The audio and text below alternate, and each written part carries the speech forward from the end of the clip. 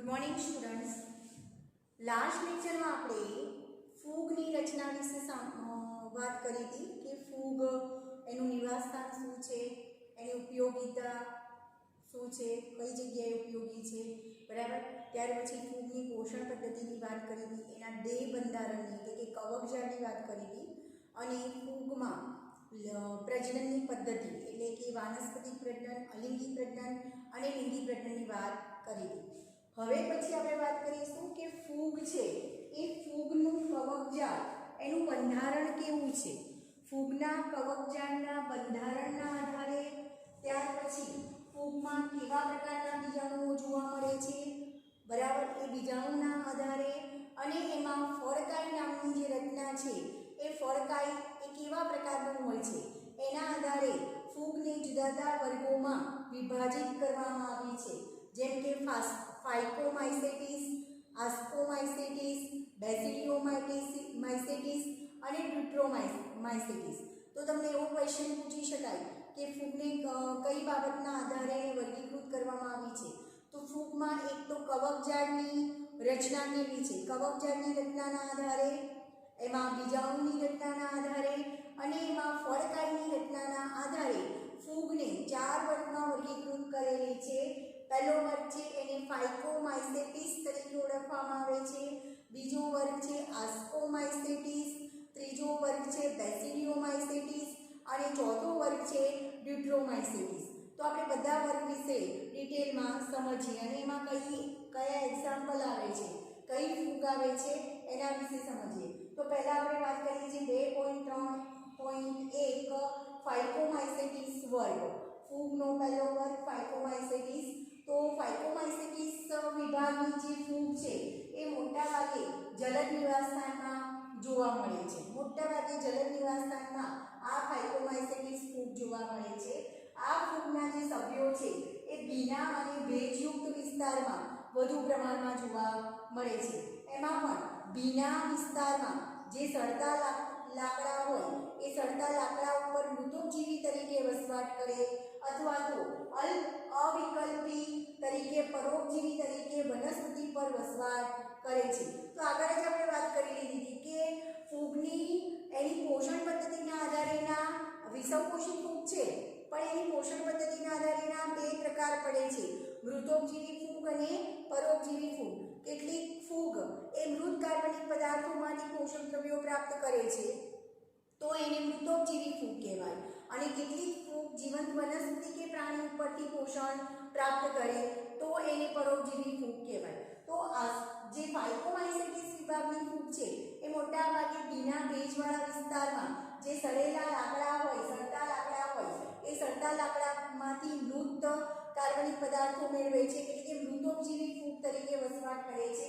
અને કેટલીક અવિકલ્પી એટલે કે કેટલીક ફૂગ એવી છે કે જે પરોપજીવી તરીકે વનસ્પતિ પર વસવાટ કરે છે, બરાબર.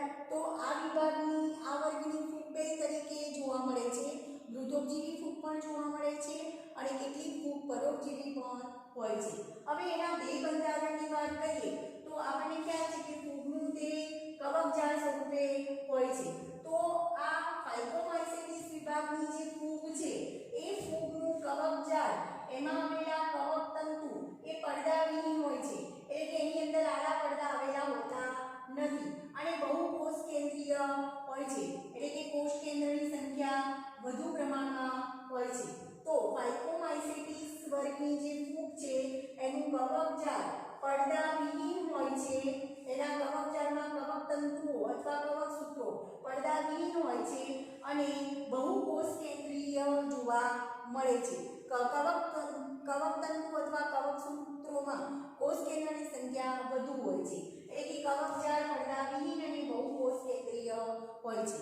હવે આગળ આપણે વાત કરીએ અલિંગી પ્રજનન કઈ રીતે થાય છે.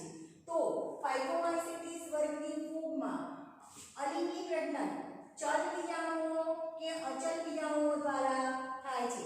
બીજાણુ એક પ્રકારનો અલિંગી પ્રજનન કોષ છે જેનું અંકુરણ થવાથી એમાંથી નવી ફૂગનું નિર્માણ થશે, બરાબર. તો ચલ બીજાણુ કે અચલ બીજાણુ દ્વારા અલિંગી પ્રજનન થાય છે. આવા બીજાણુધાની નામની રચનામાં અંતર્જાત રીતે ઉત્પન્ન થાય છે, જેમ કે આ મ્યુકર છે, બરાબર. મ્યુકર નામની ફૂગ છે. મ્યુકરમાં આ જે રચના છે એને બીજાણુધાની કહેવાય. એ બીજાણુધાનીની અંદર આવા બીજાણુ ઉત્પન્ન થાય છે અને આવી બીજાણુધાનીનું સ્ફોટન થતાં એ બીજાણુ બહારની તરફ મુક્ત થશે અને બીજાણુમાંથી નવા ફૂગ નવી કવકજાળની રચના થશે. તો બીજો મુદ્દો તમારે યાદ રાખવાનો છે કે ફાઇકોમાઇસેટિસ વર્ગની જે ફૂગ છે એમાં ચલ બીજાણુ કે અચલ બીજાણુઓ દ્વારા અલિંગી પ્રજનન થાય છે અને આવા બીજાણુઓ એ બીજાણુધાની નામની વિશિષ્ટ રચનામાં ઉત્પન્ન અંતર્જાત રીતે ઉત્પન્ન થાય છે. અંતર્જાત એટલે અંદરની તરફ. જેમ કે મ્યુકર છે તો આ એની બીજાણુધાની છે અને એ બીજાણુધાનીની અંદરની તરફ આવા બીજાણુઓ ઉત્પન્ન થાય છે. અંદરની તરફ બીજાણુ ઉત્પન્ન થાય તો એને અંતર્જાત બીજાણુ તરીકે ઓળખવામાં આવે છે. અને જ્યારે બીજાણુધાનીનું સ્ફોટન થાય ત્યારે એ બીજાણુ મુક્ત થાય છે અને એ બીજાણુમાંથી નવી ફૂગનું નિર્માણ થાય છે અથવા નવી કવકજાળનું નિર્માણ થાય છે. ત્યાર પછી આગળનો પોઈન્ટ યાદ રાખીએ તો આગળ છે બે જન્યુ. લિંગી પ્રજનન કઈ રીતે થાય છે? તો બે જન્યુઓના જોડાણથી યુગ્મ બીજાણુઓ બને છે. એટલે નર જન્યુ કે માદા જન્યુ અથવા નર પ્રજનન કોષ કે માદા પ્રજનન કોષ.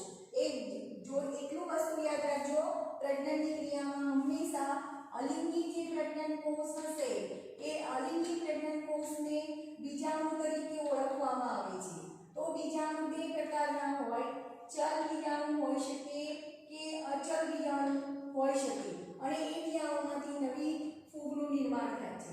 જ્યારે લિંગી પ્રજનન કોષની વાત કરીએ તો લિંગી પ્રજનન કોષને જન્યુ તરીકે ઓળખવામાં આવે છે. એમાં પણ બે જન્યુની જરૂર પડે છે, એક નર જન્યુ અને એક માદા જન્યુ. એને અંડજન્યુ તરીકે પણ ઓળખવામાં આવે છે. તો આ ફૂગ જે છે ફાઇકોમાઇસેટિસ એમાં બે જન્યુઓના જોડાણથી યુગ્મ બીજાણુઓ બને છે. હવે આવા જે બે જન્યુઓ છે એ બે જન્યુ જોડાઈ અને યુગ્મ જ બીજાણુ બનશે, યુગ્મ બીજાણુ બનશે અને એમાંથી પછી નવી વનસ્પતિનું નિર્માણ નવી ફૂગનું નિર્માણ થશે. હવે આ જે બે જન્યુ છે નર જન્યુ માદા જન્યુ બરાબર એ સરખા હોય, બાહ્યાકાર રચનાની દ્રષ્ટિએ સરખા હોય તો એને સમજન્યુ કહેવાય અને બંને સરખા ન હોય તો એને વિષમજન્યુ કે અંડજન્યુ તરીકે ઓળખવામાં આવે છે. લિંગી પ્રજનનમાં જે બે જન્યુઓ જોડાય છે અને બે જન્યુઓના જોડાણથી યુગ્મ બીજાણુ બને છે. જો એ જે બે જન્યુ જોડાય છે એ બાહ્યાકાર રચનાની દ્રષ્ટિએ સરખા હોય, કદમાં સરખા હોય, આકારમાં સરખા હોય તો એને સમજન્યુ કહેવાય. અને બે જન્યુઓ જો સરખા ન હોય, આકારમાં કદમાં મોટા નાના હોય તો એને વિષમજન્યુ કે અંડજન્યુ પ્રકારના જન્યુઓ કહેવાય છે. ટૂંકમાં તમારે યાદ રાખવાનું કે ફાઇકોમાઇસેટિસ વર્ગમાં જે ફૂગ છે એમાં લિંગી પ્રજનન બે જન્યુઓના જોડાણથી યુગ્મજન્યુ બનાવે છે, યુગ્મ બીજાણુ બનાવે છે. એ જે જન્યુઓ જોડાય છે એ બે પ્રકારના હોઈ શકે. કાં તો એ સરખા હોય તો એને સમજન્યુ કહેવાય, સરખા ન હોય તો એને વિષમજન્યુ કે અંડજન્યુ કહી શકાય. હવે આ વર્ગમાં કઈ કઈ ફૂગનો સમાવેશ થાય છે? દાખલા તરીકે આ ફાઇકોમાઇસેટિસ વર્ગમાં મ્યુકર નામની ફૂગ, પછી રાઇઝોપસ નામની ફૂગ જે બ્રેડ મોલ્ડ કહીએ છીએ આપણે, બ્રેડ ઉપર જોવા મળતી ફૂગ એને બ્રેડ મોલ્ડ કહેવાય અને એને રાઇઝોપસ તરીકે ઓળખવામાં આવે છે. અને બીજી ફૂગનું ઉદાહરણ છે આલ્બ્યુગો જે રાઈ ઉપર જે રોગ થાય છે ફૂગના કારણે. આગળ આપણે શીખી ગયા હતા રાઈ ઉપર ફૂગના કારણે રોગ થાય છે તો રાઈના પણ ઉપર કેટલીક પરોપજીવી ફૂગ વસવાટ કરે છે. તો રાઈ પર થતી પરોપજીવી ફૂગને આલ્બ્યુગો તરીકે ઓળખવામાં આવે છે. તો આ બધું જ તમને એમસીક્યુમાં નીટમાં પૂછી શકાય બરાબર કે વર્ગ ઉપરથી ફૂગના નામ અને ફૂગના નામ ઉપરથી વર્ગ કે નીચે પૈકી કઈ ફૂગ ફાઇકોમાઇસેટિસ વર્ગની ફૂગ છે અથવા તો રાઇઝોપસ કે આલ્બ્યુગો કયા વર્ગની ફૂગ છે એમ તમને બે રીતે એમસીક્યુમાં પૂછી શકાય નીટમાં. તો યાદ રાખજો ફાઇકોમાઇસેટિસમાં મ્યુકર, રાઇઝોપસ જેને બ્રેડ મોલ્ડ કહેવાય છે અને આલ્બ્યુગો રાઈ પર થતી પરોપજીવી ફૂગ એ આલ્બ્યુગો છે બરાબર. તો અહીંયા નીટમાં તમને એમસીક્યુ પૂછી શકાય કે રાઈ પર થતી પરોપજીવી ફૂગનું નામ શું છે આલ્બ્યુકો, પછી બ્રેક મોલ્ડ કોને કહેવાય? રાઇઝોપસને, બરાબર. અહીંયા તમને ફોટોગ્રાફ્સ આપ્યો છે. આ જે છે આકૃતિ દોરી છે એ મ્યુકરની છે. આને બીજાણુ ધણી દર કહેવાય. આ કવકજાળ છે. આ બીજાણુ કવકજાળ, કવકજાળમાં જે કવકતંતુ છે પડદાવિહીન છે. એમાં આ બીજાણુ ધણી નામની ગોળ રચના છે એને બીજાણુ ધણી કહેવાય. એની અંદર અંતર્જાત રીતે આવા ગોળ બીજાણુ ઉત્પન્ન થાય છે જે સ્ફોટન પામી અને એમાંથી બીજાણુ મુક્ત થશે અને એમાંથી નવી કવકજાળની રચના થશે. પછી આ જે છે એસ્પરજીલસ, તો એસ્પરજીલસ આ તમને એસ્પરજીલસનું બતાવેલી છે, બરાબર.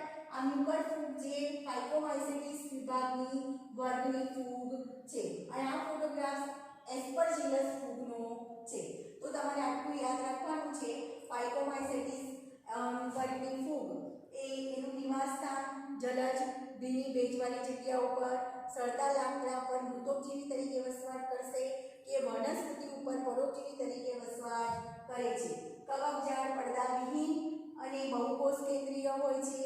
અલિંગિક રચના ચલ બીજાણુ કે અચલ બીજાણુ દ્વારા કરે છે. ચલ બીજાણુ એટલે કે જેમાં કસા જેવી રચના હોય અને અચલ બીજાણુ કે જેમાં કસા જેવી રચના ના હોય. બીજાણુઓ એ બીજાણુ ધાનીમાં અંતર્જાત રીતે ઉત્પન્ન થાય છે. ત્યાર પછી લિંગિક રચના, તો બે જન્યુઓના જોડાણથી યુગ્મ બીજાણુઓ બનશે. યુગ્મ બીજાણુ નામની રચના બનશે.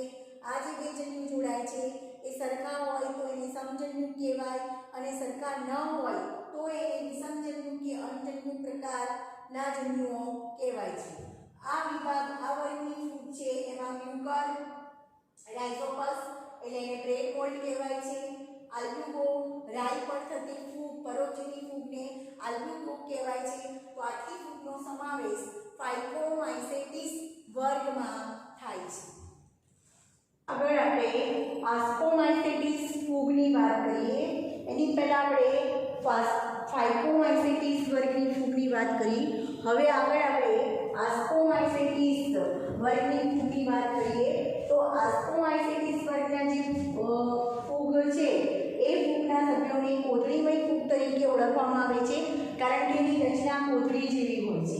મોટાભાગે આસ્કોમાઇસેટિસની ફૂગ પૈકીની કેટલીક ફૂગ બહુકોષીય હોય છે.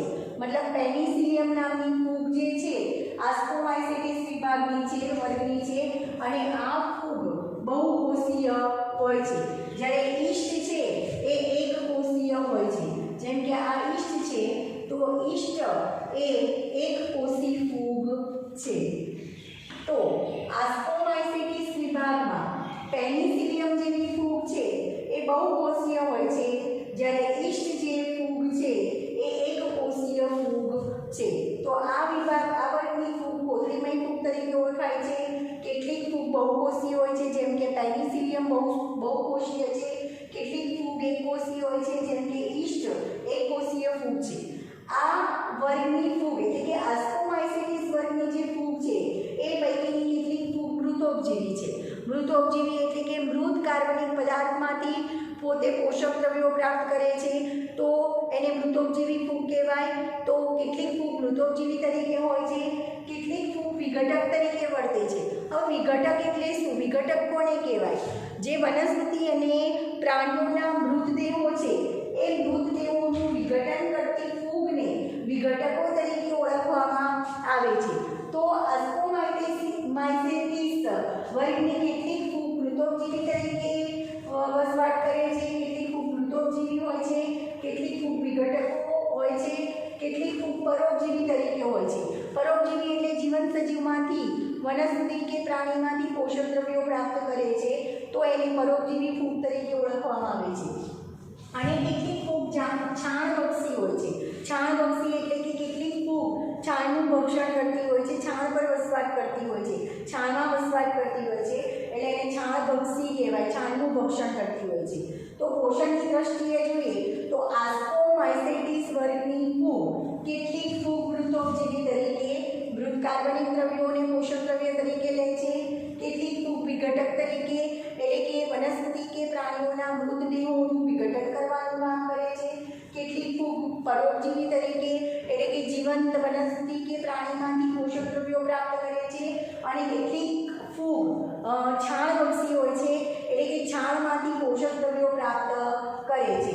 હવે આસ્કોમાઇસેટીસ વર્ગની જે ફૂગ છે એની કવકજાળ સાખી હોય છે. સાખી હોવી એટલે શું? એક કવક તંતુમાંથી બીજું કવક તંતુ અથવા કવક સૂત્ર, એમાંથી બીજું કવક તંતુ, એમાંથી બીજું કવક તંતુ, એમ કવકજાળ સાખી હોય છે અને પડદાયુક્ત હોય છે. પડદાયુક્ત એટલે કવક સૂત્ર અને કવક તંતુમાં આડા પડદા કે ત્રાંસા પડદા આવેલા હોય છે. તો આસ્કોમાઇસેટીસ વર્ગની ફૂગમાં કવકજાળ સાખી અને પડદાયુક્ત હોય છે. હવે આમાં અલિંગી પ્રજનનની ક્રિયા માટે કણી વિયાણુધાની દર નામની વિશિષ્ટ રચના કવકજાળ પર ઉત્પન્ન થાય છે અને એમાં બહિર્જાત રીતે કણી વિયાણુઓ અલિંગી વિયાણુઓ ઉત્પન્ન થાય છે. કણી વિયાણુના અંકુરણથી નવી કવકજાળનું નિર્માણ થાય છે. બરાબર. તો અહીંયા તમને બે ઉદાહરણ આપેલા છે. એક પેનિસિલિયમ અને એસ્પરજીલસ બંને આસ્કોમાઇસેટીસ વર્ગની વનસ્પતિ છે. તેમાં અલિંગી પ્રજનન કેવી રીતે થાય છે આપણે સમજીએ કે આમાં કવકજાળ છે એ પડદાયુક્ત છે. બરાબર. આગળ વાત કરી લીધી. આ એસ્પરજીલસની આકૃતિ છે અને આ પેનિસિલિયમ બહુકોષીય ફૂગની આકૃતિ છે જેમાંથી પેનિસિલિન એન્ટીબાયોટિક્સ મેળવાય છે.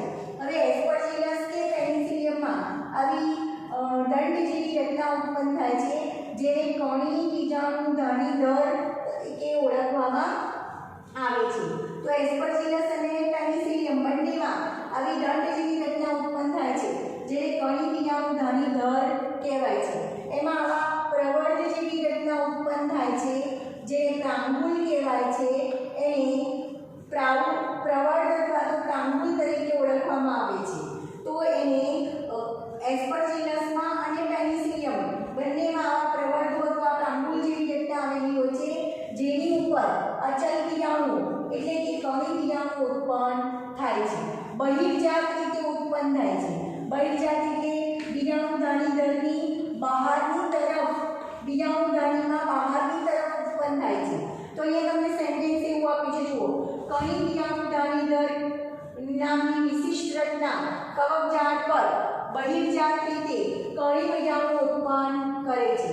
તો એનો મતલબ એ કે કવકજાળમાં કણી બીજાણુધાની દર નામની વિશિષ્ટ રચના ઉત્પન્ન થાય છે અને એની ઉપર બહિર્જાત રીતે એટલે કે બહારની તરફ કણી બીજાણુ અથવા અચલ બીજાણુ ઉત્પન્ન થાય છે અને આ કણી બીજાણુઓ જે છે એના અંકુરણથી પછી નવી કવકજાળની રચના થાય છે. તો બહુકોષીય પેનિસિલિયમ અને એસ્પરજીલસ બંને આસ્કોમાઇસેટીસ વર્ગની ફૂગ છે. તો આ એસ્પરજીલસની ફિગર છે અને આ પેનિસિલિયમની ફિગર છે. એમાં આ એની કવકજાળ છે. આ બીજાણુધાની દર કહેવાય બંનેમાં. આ બંનેમાં પ્રવર્ધ અથવા પ્રાંગુલ કહેવાય જેની ઉપર બહિર્જાત રીતે કણી બીજાણુ ઉત્પન્ન થાય છે એટલે કે અચલ બીજાણુ ઉત્પન્ન થાય છે. બહિર્જાત એટલે બહારની તરફ અને એનું અંકુરણ થઈ અને એમાંથી નવી કવકજાળનું નિર્માણ થાય છે. ત્યાર પછી આપણે વાત કરીએ કેટલીક એમાં લિંગી પ્રજનન કેવી રીતે થાય છે. તો કોથળી જેવી ધાની રચના ઉત્પન્ન થાય છે. કોથળી જેવી ધાનીઓ ઉત્પન્ન થાય છે અને એ ધાનીઓમાં અંતરજાત રીતે લિંગી બીજાણુ ઉત્પન્ન થાય છે. એટલે કે લિંગી પ્રજનનની ક્રિયા માટે આવી ફૂગમાં કોથળી જેવી રચના ઉત્પન્ન થાય છે જેને ધાની તરીકે ઓળખવામાં આવે છે અને એ ધાનીમાં લિંગી બીજાણુ ઉત્પન્ન થાય છે. ધાની બીજાણુઓ જે લિંગી બીજાણુ ઉત્પન્ન થાય છે એને ધાની બીજાણુ તરીકે ઓળખવામાં આવે છે અને આ જે ધાનીઓ ઉત્પન્ન થાય છે કોથળી જેવી જે ધાનીઓ ઉત્પન્ન થાય છે એ ફળદાયમાં ગોઠવાયેલી હોય છે જેને ફળદાયી કાય કહેવાય છે. ટૂંકમાં એમ કહી શકાય કે આવી ફૂગમાં લિંગી પ્રજનન માટે વિશિષ્ટ ફળદાયી કાય નામની રચના ઉત્પન્ન થાય છે જેમાં કોથળી જેવી ધાનીઓ ઉત્પન્ન થાય છે જેની અંદર લિંગી બીજાણુ ઉત્પન્ન થાય છે. બરાબર. તો લિંગી પ્રજનન કઈ રીતે થાય છે એ તમારે યાદ રાખવાનું છે કે કોથળી જેવી ધાનીમાં અંતરજાત રીતે એટલે કે કોથળી જેવી ધાનીઓમાં અંદરની તરફ લિંગી બીજાણુ ઉત્પન્ન થાય છે જેને ધાની બીજાણુઓ કહેવાય છે. આવા ધાની બીજાણુઓ જે ધાનીઓમાં ઉત્પન્ન થાય છે એ ધાનીઓ ફળદાયમાં ગોઠવાયેલી હોય છે જેને ફળદાયી કાય તરીકે ઓળખવામાં આવે છે.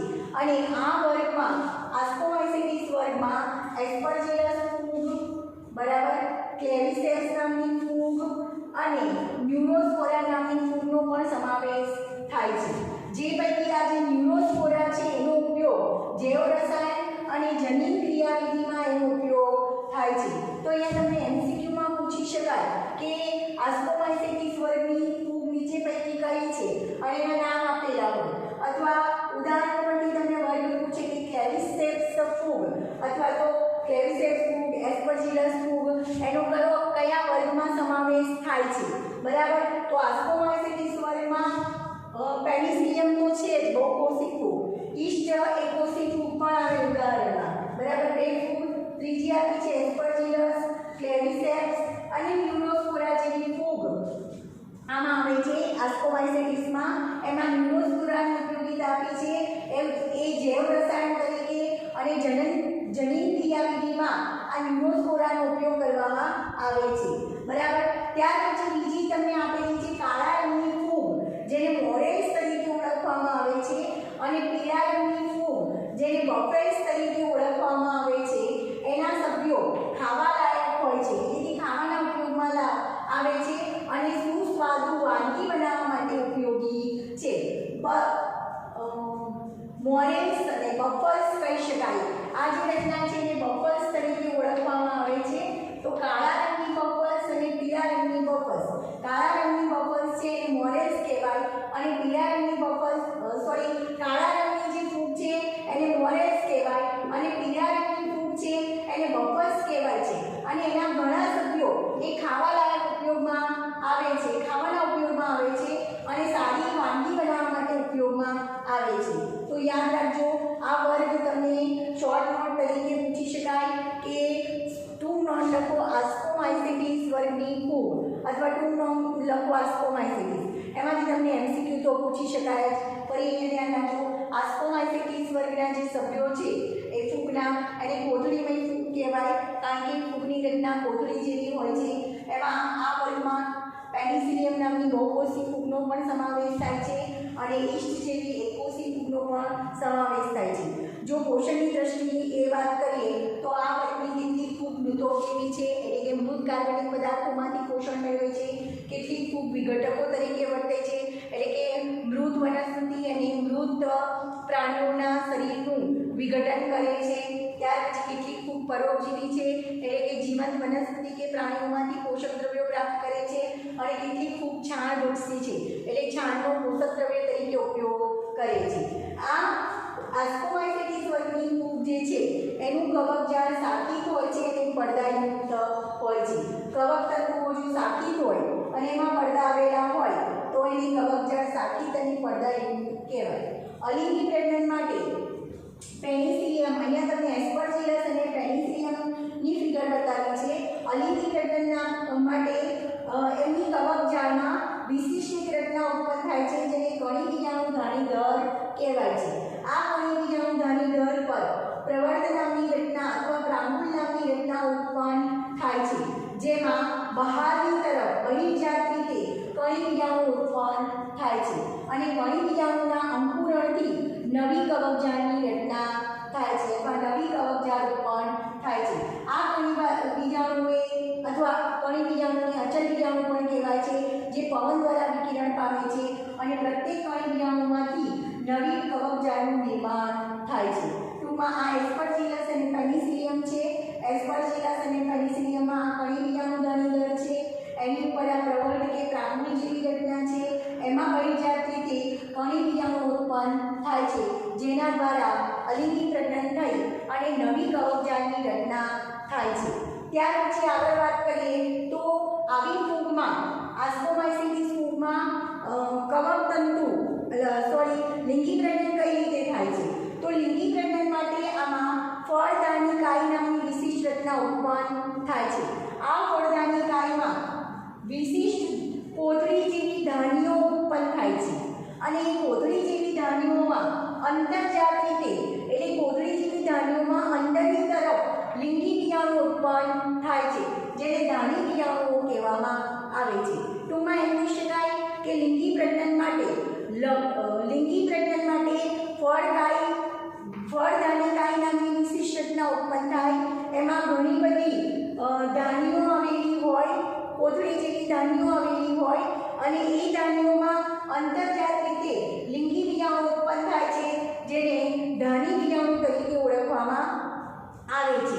પેનિસિલિયમ બહુકોષી, ઈસ્ટ એકકોષી, એ સિવાય આ વર્ગમાં એસ્પર્જિલસ ફૂગ, ક્લેરિસેપ્સ ફૂગ અને ન્યુરોસ્પોરા ફૂગનો સમાવેશ થાય છે, જેમાં ન્યુરોસ્પોરાનો ઉપયોગ જૈવ રસાયણ દ્રવ્ય તરીકે અને જનીન ક્રિયાવિધિમાં એની ઉપયોગિતા છે.